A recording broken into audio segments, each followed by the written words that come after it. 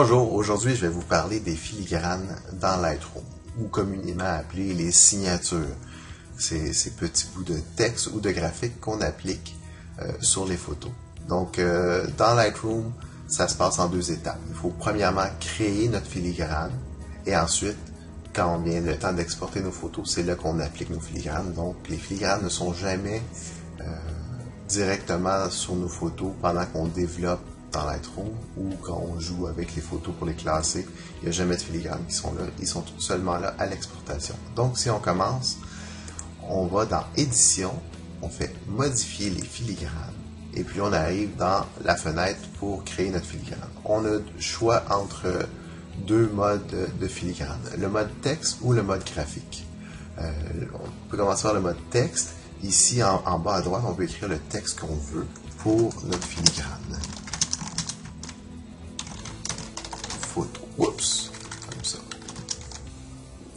Et puis, ensuite, on va dans les options de texte. Ici, on peut choisir la police qu'on veut utiliser, son style, l'alignement. Ça, c'est surtout si on a un grand texte qu'on veut mettre avec plusieurs lignes. Donc, l'alignement va être soit à gauche, centré ou à droite. On peut choisir la couleur. Généralement, le blanc fait une bonne job. Accompagné naturellement ici d'un ombre. Donc, si la photo est sur un fond blanc, ben, avec l'ombre, ça va permettre au texte de se détacher quand même. Donc, ici, on a tous les ajustements classiques pour faire de l'ombre sur le texte. Donc, l'opacité, la translation, c'est la distance qu'il y a entre l'ombre et le texte. Le rayon, c'est le côté flou de l'ombre, si on veut qu'il soit plus flou ou moins flou. Et l'angle, bon, ben, dans quelle direction qu'on veut que l'ombre soit projetée depuis le texte.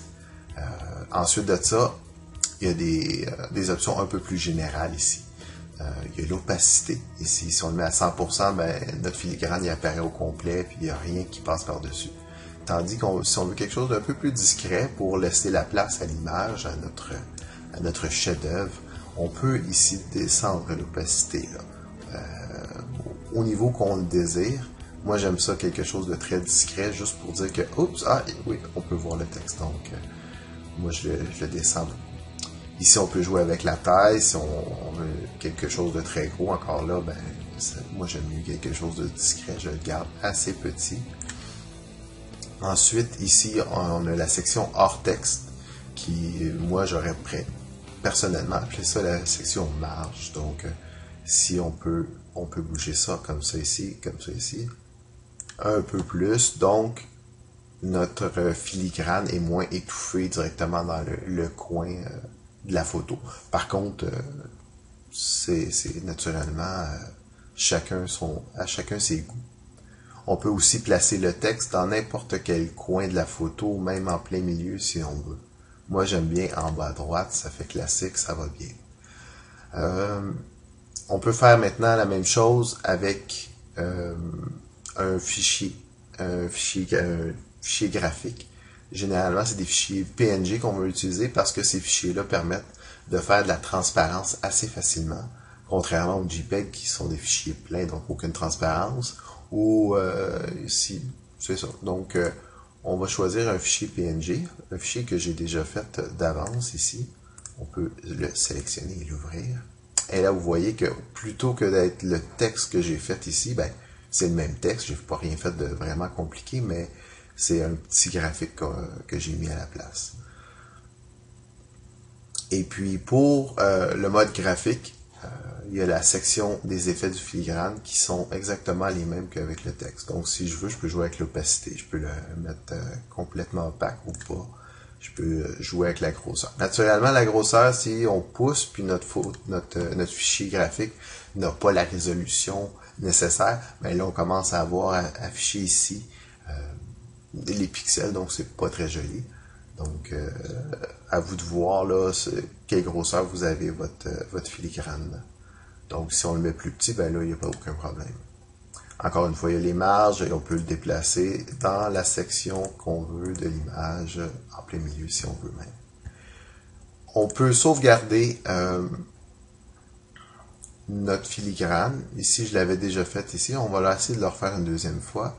Je vais choisir enregistrer les paramètres actuels en tant que nouveau paramètre prédéfini. On va l'appeler fou photo.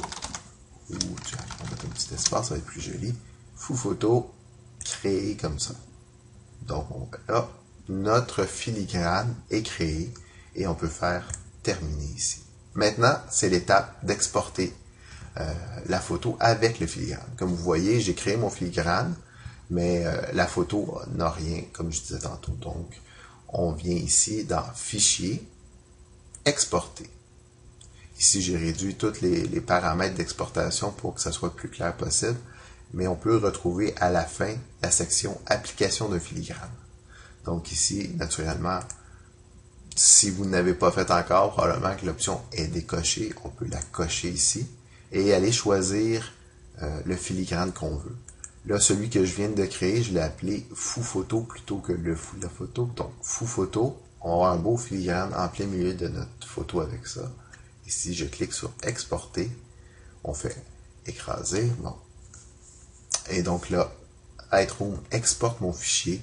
Et puis, on devrait avoir un beau fichier tout neuf avec le filigrane que j'ai créé en plein milieu.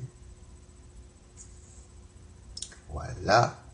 Ici, on peut voir, je ne sais pas si vous pouvez, oui, vous pouvez voir ici le preview du fichier.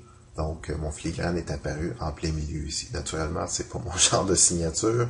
D'ailleurs, personnellement, les signatures, j'en mets presque jamais dans les fichiers que j'exporte avec Lightroom parce que je considère que une photo n'a pas besoin d'une signature. Si c'est vraiment une bonne photo,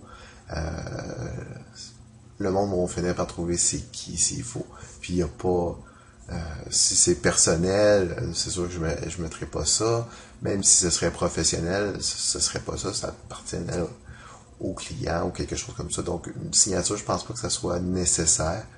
Même quand j'envoie mes photos sur le site Flickr, je mets pas de signature à rien. Et puis, quand le monde désire utiliser mes photos, ce qui est déjà arrivé à quelques reprises, il me demande la permission. Puis, ben, on accepte ou on n'accepte pas. Mais moi, ça me fait toujours plaisir de partager mes images, naturellement, quand on me demande la permission.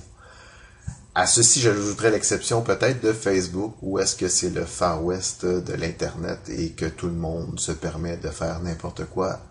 Donc, là, je suis plus enclin à mettre une signature pour pas que ma photo se retrouve dans un post de Facebook avec une citation poche et puis que ça se promène un peu partout. Donc, si je mets ma signature, ben, il y a plus de chances au moins que le monde reconnaisse que c'est ma photo. Donc, c'est ça. J'espère que vous avez apprécié mon petit truc pour les filigranes. À la prochaine!